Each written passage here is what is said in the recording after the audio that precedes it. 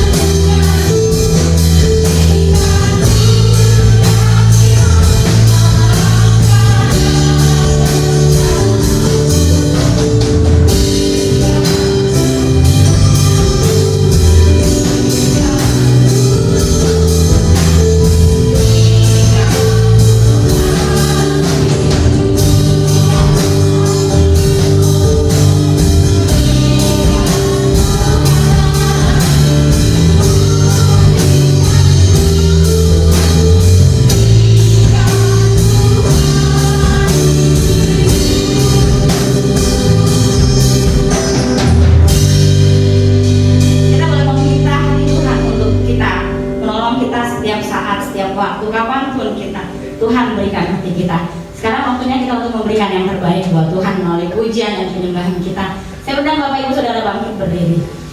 Kita mau mengarahkan semangat kita karena telah diberkati Tuhan dengan limpah dan sukacita. Haleluya.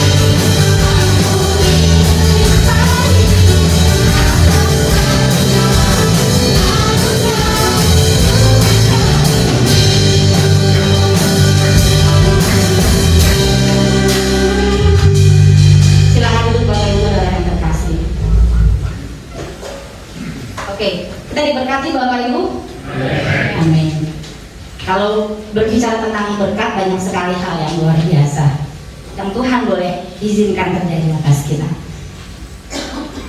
mengiringi perjalanan kita dengan langkah kita. Kita butuh hikmat dan kebijaksanaannya daripada Tuhan, dan semua itu kita dapatkan dari kebenaran firman Tuhan yang sebentar lagi akan disampaikan hambanya untuk kita. Kita mau mempersiapkan hati Bapak Ibu untuk menyambut firman Tuhan pada pagi hari ini. Kita mau katakan kepada Tuhan melalui pujian. Pujilah aku Tuhan, cobalah aku Tuhan, dan selidiki hatiku untuk mendengarkan kebenaran firman Tuhan. Pujilah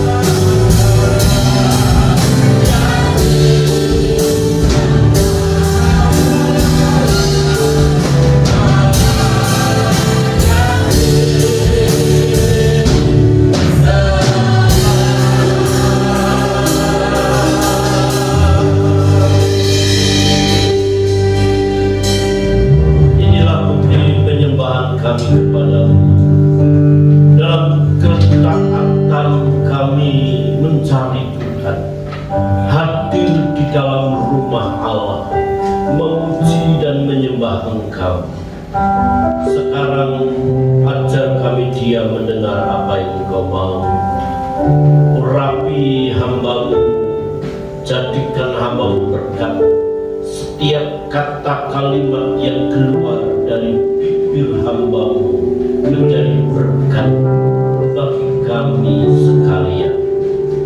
Di dalam nama Tuhan Yesus Kristus kami berdoa. Amin. Haleluya, haleluya. Puji Tuhan. Shalom saudara yang dikasih Tuhan.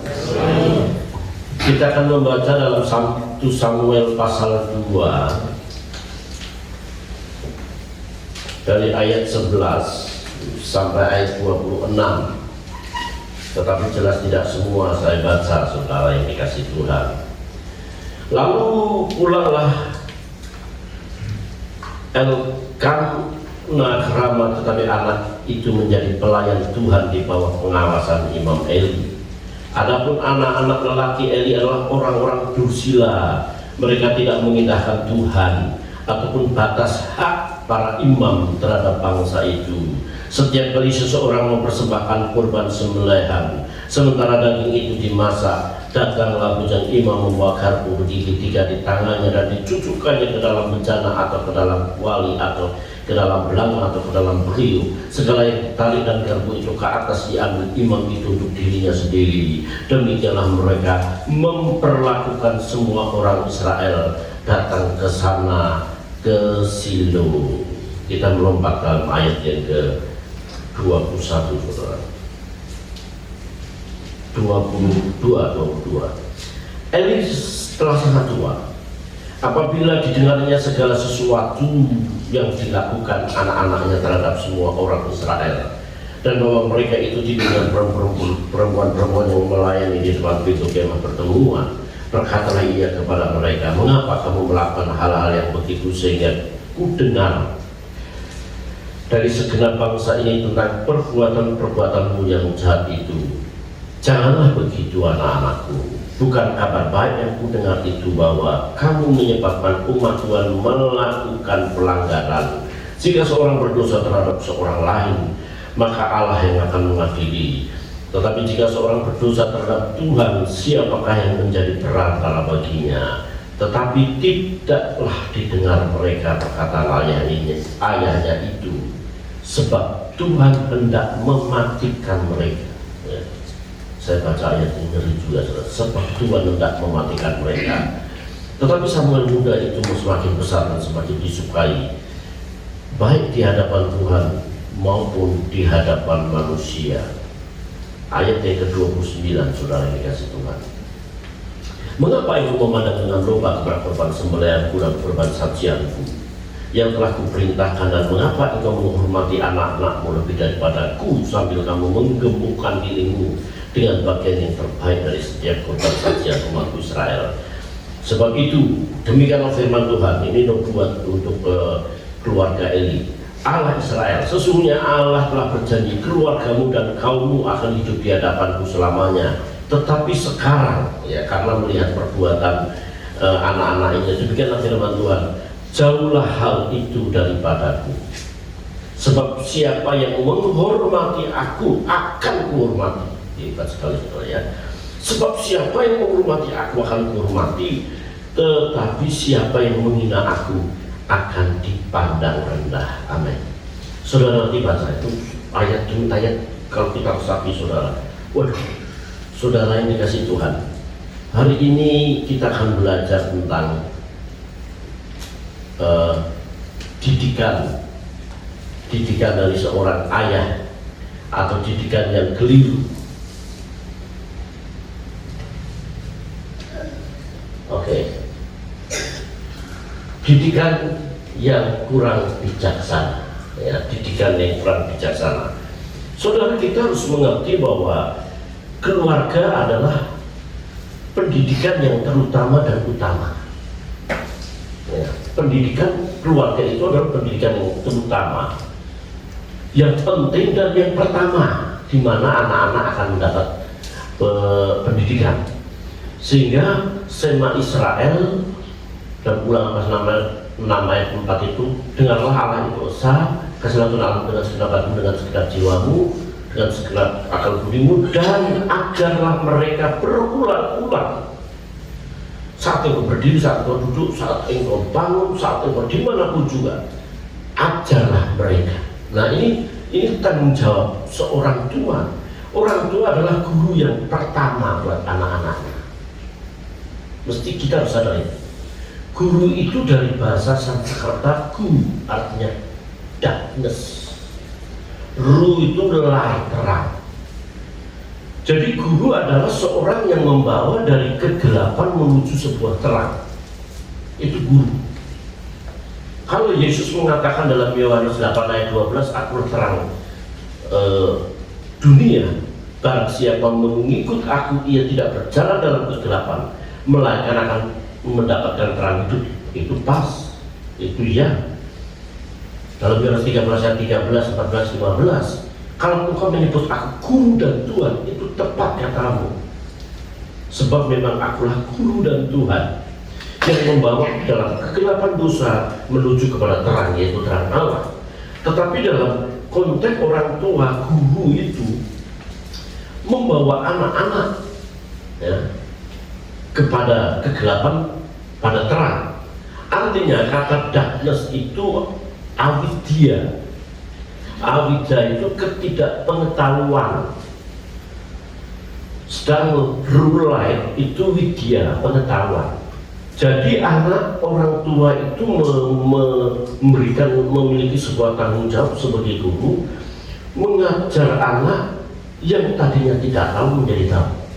Dan pendidikan yang pertama dalam keluarga itu adalah teologi. Theos logos, theos Allah, logos ilmu tentang ketuhanan. Ilmu yang mengajarkan bagaimana apa yang dikatakan Tuhan, perbuatan Tuhan, dan supaya anak-anak itu percaya kepada Tuhan. Itu teologi. Nah, saudara-saudara yang dikasih Tuhan Yesus Kristus, saudara dan saya adalah guru untuk anak-anak kita. Jelas anak-anak kita akan belajar dari gaya hidup, cara kebiasaan orang tua berkata-kata, dalam bagaimana suami memperlakukan istri, istri memperlakukan suami. Dan itu terekam, termonitor dalam sepanjang kehidupan anak-anak nanti. Apa yang dilakukan orang tua, itu anak akan meniru. Sehingga kalau seorang pemuus mengatakan, berikanlah kepada anakmu 5 tahun di bawah 5 tahun kepadaku, itu memang masa-masa emas di mana semua perbuatan itu akan terekam sepanjang hidupnya nanti. Saudara-saudara dikasih Tuhan, guru itu juga memiliki arti. Guru dan guru itu bobot. Bobot di sini artinya kualitas. Orang tua harus punya kualitas. Jelas kualitas kita masing-masing. Kualitas seorang guru, kualitas sebagai orang tua, kualitas manajer, kualitas HRD, kualitas karyawan itu beda-beda. Tetapi kualitas seorang orang tua adalah kualitas di mana dia menjadi teladan anak-anak. Hipogramos, mengkopi, melihat. Saudara-saudara, orang tua harus berbobot.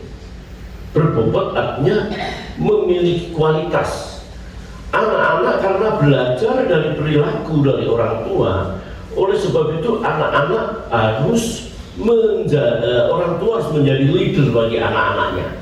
Bagaimana anak-anaknya nanti tergantung bagaimana orang tua itu nanti mengarahkan. Orang tua sebagai guru berarti dia sebagai pendidik yang pertama dan utama.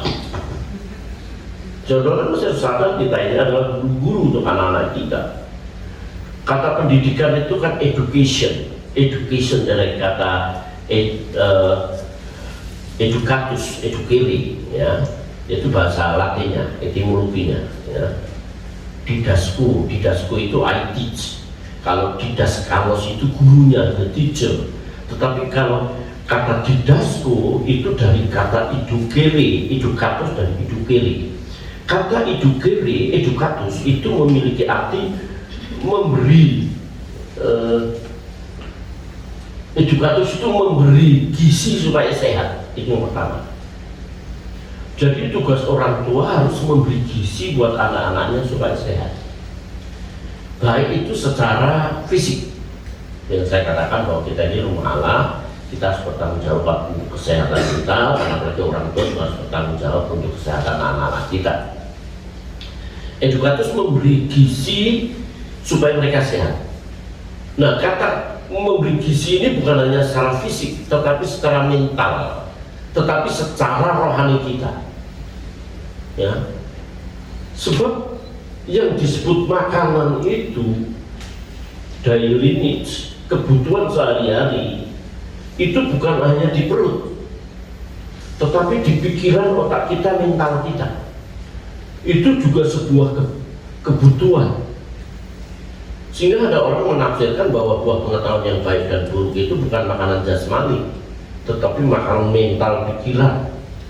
Bukan itu merupakan figuratif, ada yang menafsirkan seperti itu. Wah, itu tafsir terserah, kita tidak bicara itu. Tetapi yang disebut makanan itu bukan hanya makanan fisik, makanan pikiran kita. Makanya kalau Yosua pasal 1 ayat 8 dan 9 berkata, renungkan firman itu siang dan malam. Matius 4 manusia hidup bukan hanya orang roti saja, tetapi setiap firman yang keluar dari mulut Allah. Itu menjadi makanan kita, menjadi konsumsi kita, yang mengubah mindset cara pandang kita. Jelas orang-orang yang hatinya, pikirannya dipenuhi dengan pikiran-pikiran Allah, itu jelas dia memikirkan hal-hal rohani tentunya. Tetapi masa sekarang ini masa yang waduh, apa saja bisa menjadi makanan kita. Film-film porno, ya, drama Korea, waduh, banyak hal di Facebook, banyak hal yang di YouTube, banyak hal yang bisa kita konsumsi, ya, banyak hal yang kita konsumsi. Nah, semuanya tergantung kita. Memang kalau anak-anak kita di bawah 5 tahun masih bisa kita jewer, kita bentak. Tetapi kalau sudah di atas 10 tahun, 20 tahun, nggak mungkin kita bisa lakukan itu. Oleh sebab itu bagaimana kita harus sungguh-sungguh memberi makan edukatus, memberi gizi supaya sehat. Jangan hanya sehat secara jasmani, tetapi juga sehat secara rohani, juga sehat secara mental dan pikiran kita. Ya, makanya kalau dikatakan, wah, ya masa ini orang itu masih sakit, orangnya sehat, tapi masih sakit ini. Bukan malah sehat rohani, bukan sakit hati, bukan. Tapi pikirannya sakit. Dia melihatnya negatif, ya. Karena secara pandangnya itu negatif pada seseorang, apapun yang dilakukan orang itu tetap negatif. Karena apa tadi? Pikirannya tidak sehat. Dia telah mengkonsumsi sebuah makanan yang tidak benar. Ya, kemarin saya dapat WA bagus sekali, saya mau kirim ke jemaat. Bagus, dimana pikiran kita itu bisa terkontaminasi dengan hal-hal yang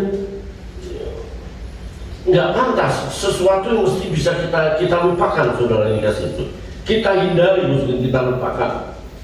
Oleh sebab itu, saudara yang dikasih Tuhan, mari kita masing-masing berhati-hati, waspada apa yang kita konsumsi dalam hidup kita ini.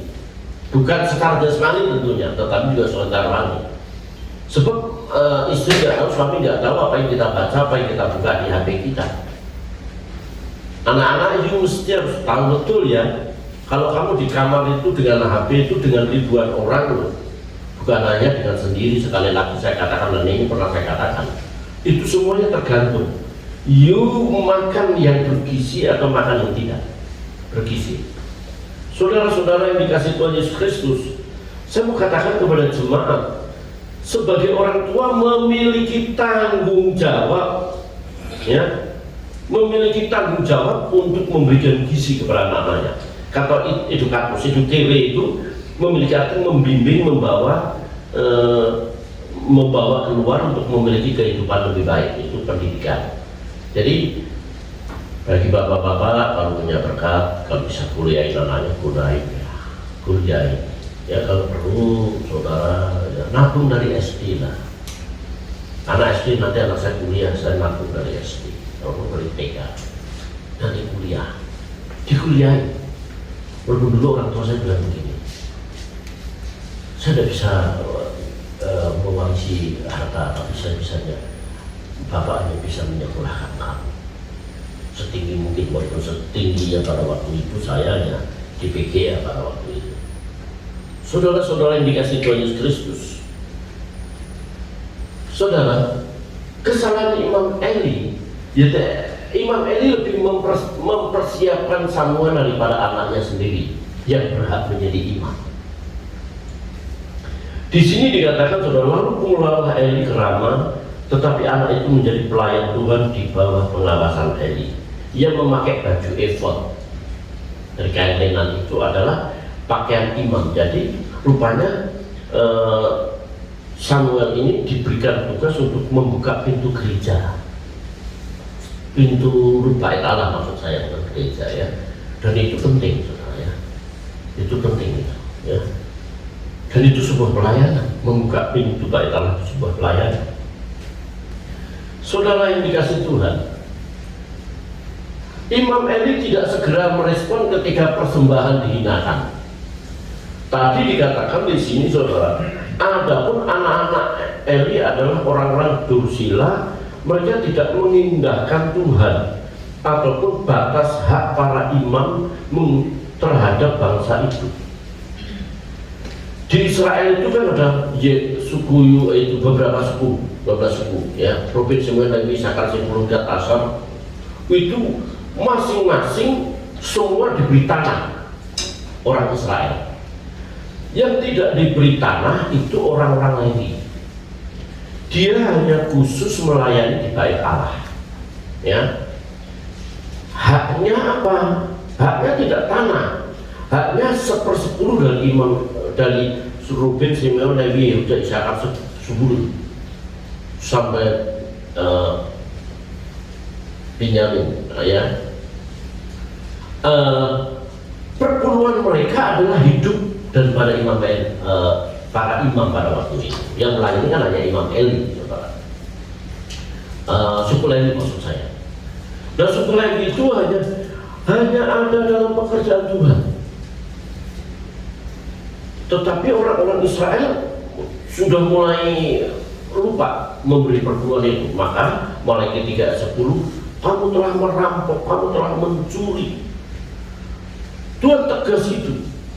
Nah, ini Imam Eli itu, anak Imam Eli itu tidak tahu hak dan batasnya.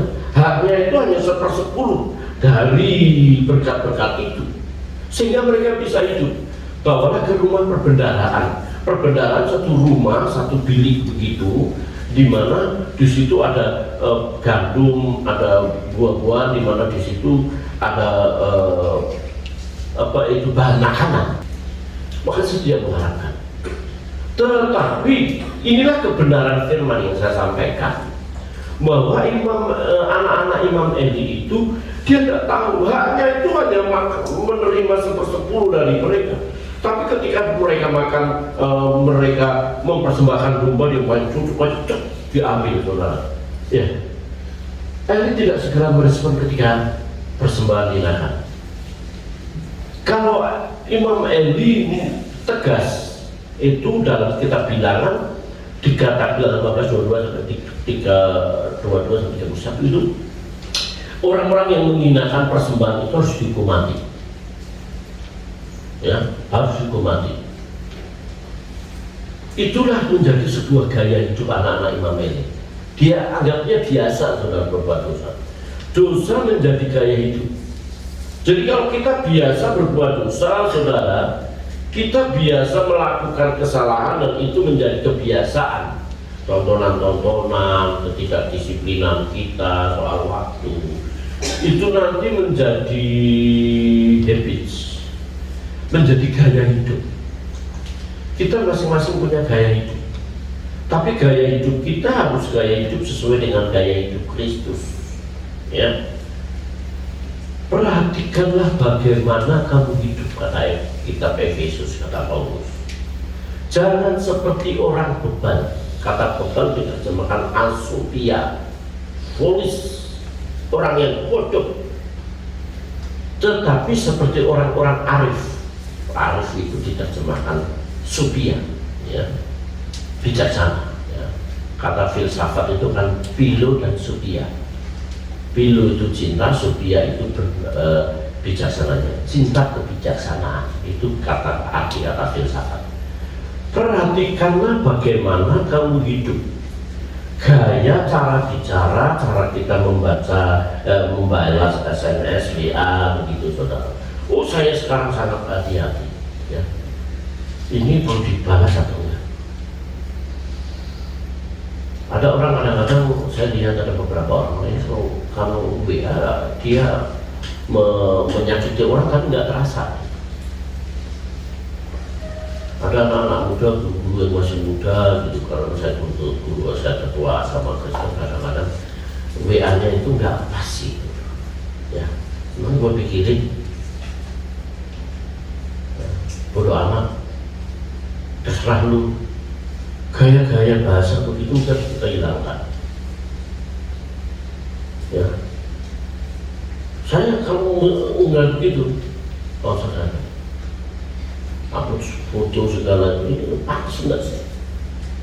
Gaya hidup kita memang, wah Pak ini kan, ya kalau anak-anak muda mau begitu bikin WA sendiri aja, jangan di grup.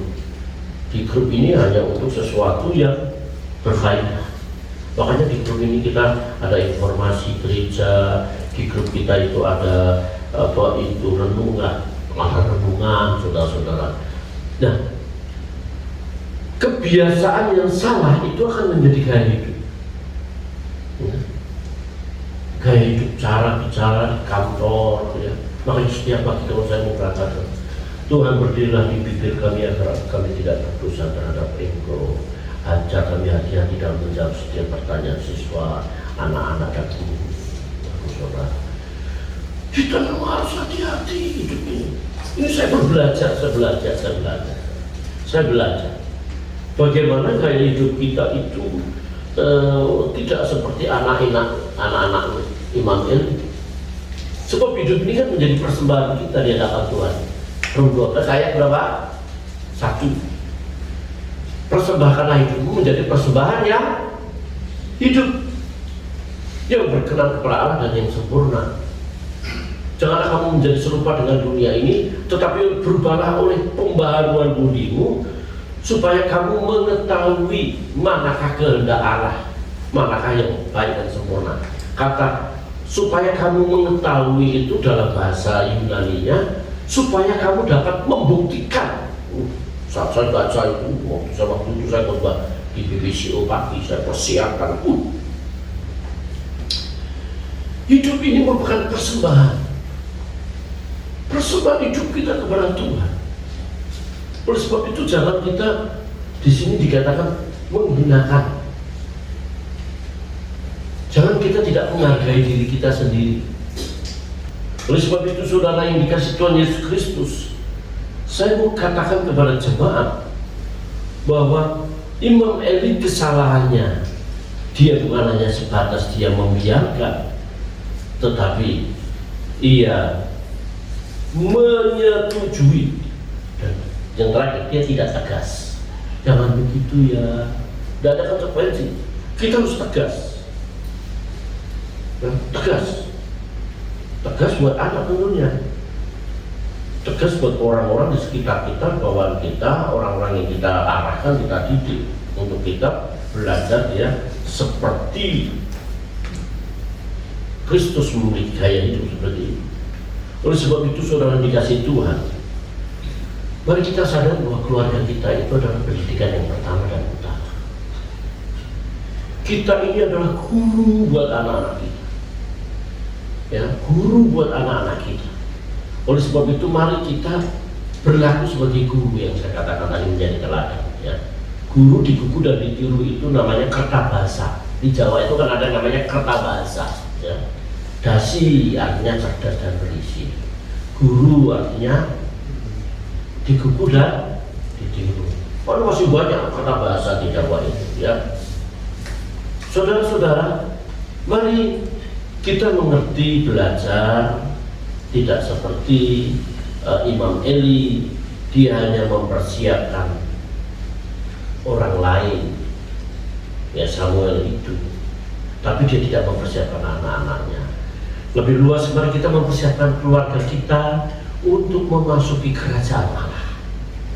Itu satu hal yang sangat prinsip, itu hal yang sangat penting. Saudara tidak perlu mempersiapkan anak-anak saudara jadi pendeta, ya. Kuliah di sini tidak bisa, kuliah di sini tidak bisa, udah kuliah jadi pendeta saja. Itu bukan panggilan. Pendeta juga profesional. Artinya tidak semua orang bisa jadi gembala sidang, saudara yang dikasih Tuhan. Saudara, mari kita tidak seperti Imam Eli, bahwa Imam Eli membiarkan anak-anaknya untuk dia jatuh dalam dosa. Menurut firman Tuhan, saya mau mengajak, mari kita membangun keluarga kita, keluarga sesuai dengan rencana Tuhan, sehingga satu kali keluarga kita masing semuanya masuk di dalam kerajaan surga. Kalau Tuhan mengatakan, saya tutup dalam satu ayat Kisah Rasul 16 ayat 31, asal ya, kita bareng-bareng saudara. 1, 2, 3. Kisah 16 ayat 31. Percaya kepada Tuhan Yesus Kristus, maka kamu akan selamat, kamu beserta seisi rumahmu. Bukan berarti kalau ayahnya percaya kepada Tuhan, terus anak-anaknya mengikuti, enggak.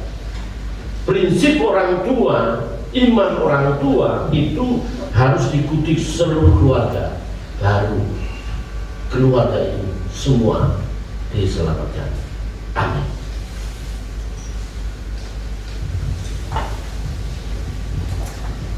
Ku hidup karena percaya, kau yang berjanji setia. Kita akan berdiri bersama-sama, saudara.